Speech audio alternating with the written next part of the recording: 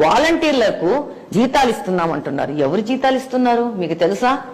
100 రూపాయలు ఒక ఇంటి నుంచి తెత్తకు వసూలు చేసుకొని 50 ఇండ్లకి ఒక వాలంటీర్ని వేసుకొని 50 ఇండ్ల చెత్త వసూలు చేసిన 5,000 రూపాయలు వాలంటీర్లకు ఇస్తున్నారు. గలదందు లేదన్నట్టు ఎందెందు వెతికినా అందందే అవినీతి కనిపిస్తోంది. చివరకు చెత్తను వదలడం లేదు.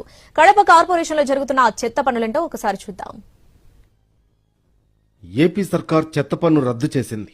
అయితే ప్రభుత్వ నియమాలకు విరుద్ధంగా కడప మున్సిపల్ కార్పొరేషన్ మాత్రం పన్ను వసూలు చేస్తోంది. హోటల్ దగ్గర నుంచి అపార్ట్మెంట్స్ వరకు యూజర్ ఛార్జీల పేరుతో బాధేస్తున్నారు అధికారులు. పన్ను కట్టినా రసీదు మాత్రం ఇవ్వరు. గట్టిగా ప్రశ్నిస్తే ప్రైవేటుగా ప్రింట్ చేయించిన రసీదులను తోకా తొండం లేకుండా ఇస్తున్నారు. కూటమి ప్రభుత్వం అధికారంలోకి వచ్చిన వెంటనే చెత్త పన్నులు రద్దు చేసింది. ప్రభుత్వం ఆదేశాల మేరకు జూన్ 10 నుంచి కడప మున్సిపల్ కార్పొరేషన్లో పన్ను వసూళ్లను నిలిపివేశారు. అయితే పబ్లిక్ అండ్ హెల్త్ విభాగంలోని కొందరు అధికారులు ప్రభుత్వ ఆదేశాలను పక్కన పెట్టి చేతివాటాన్ని ప్రదర్శిస్తున్నారు.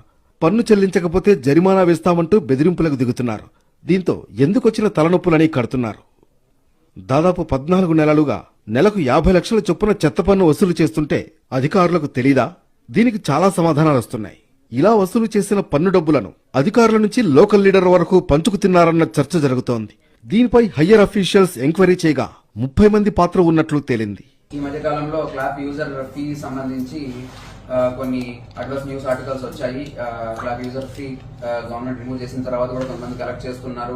కలెక్ట్ చేసిన వాటిని కనీసం కార్పొరేషన్ కూడా కట్టకుండా డైవర్ట్ చేస్తున్నారు అని వచ్చినటువంటి అడ్వర్స్ న్యూస్ మీద కొంచెం ఎంక్వైరీ చేయడం జరిగింది ప్రిలిమినరీగా. ఇంకా ఎంక్వైరీ సాగుతూ ఉంది. బట్ చేసినటువంటి ఎంక్వైరీలో కొన్ని చోట్ల చెప్పిన విధంగానే విధంగా కలెక్ట్ చేస్తున్నారు.